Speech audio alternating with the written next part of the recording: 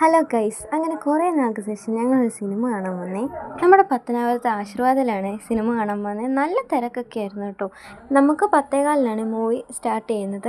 അങ്ങനെ ഞങ്ങൾ ഫുഡിൻ്റെ സെക്ഷനിലോട്ടൊന്ന് ചെന്നു. അവിടെ എന്താ പോപ്കോണും ലേസും അങ്ങനെയൊക്കെയുള്ള കുറച്ച് ഐറ്റംസ് ഒക്കെ ആയിരുന്നു കേട്ടോ ഉള്ളത്.